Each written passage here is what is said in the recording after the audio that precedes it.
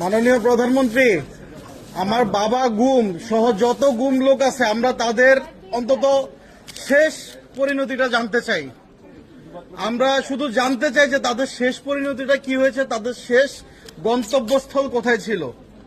আপনার কাছে রিকোয়েস্ট, আমরা এইটুকু অন্তত জানতে চাই, বাবা কোথায় আছে, কবরটা কোথায় বা কোথায় ডেমোলিশ করা হয়েছে ওই জায়গাটা অন্তত আমরা চিহ্নিত করতে চাই। মাননীয় প্রধানমন্ত্রী, আপনার কাছে রিকোয়েস্ট, আর পারতেছি না।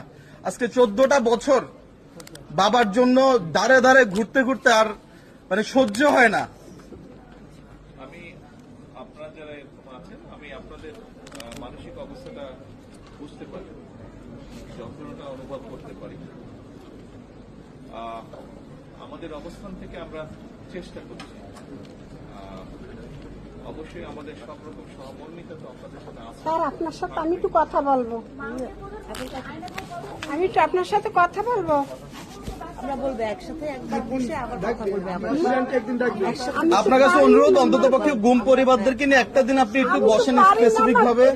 আমার দুইটা সন্তান, একটাও নাই, আমি অসুস্থ।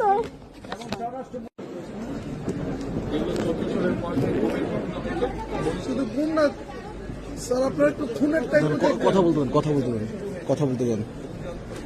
স্বাভাবিকভাবে কতগুলো বাস্তবতা আমাদের সাথে বুঝতে হবে। এই সামাজিক অনেক এভিডেন্স জোগাড় করা সময়ের সাথে এখন অনেক ডিফিকাল্ট হয়ে গেছে, তারপরেও আমরা চেষ্টা করছি।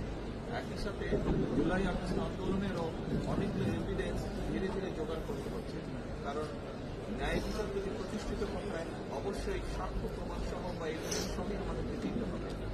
আমরা যদি তাদের মতনই করি তাহলে তো আমাদের এবং তাদের মধ্যে পার্থক্য থাকবে না। এই জন্য ন্যায় বিচার প্রতিষ্ঠা করতে হয়তো একটু সময় লাগবে, কিন্তু আমরা চাই সঠিকভাবে ন্যায় বিচারটা প্রতিষ্ঠা।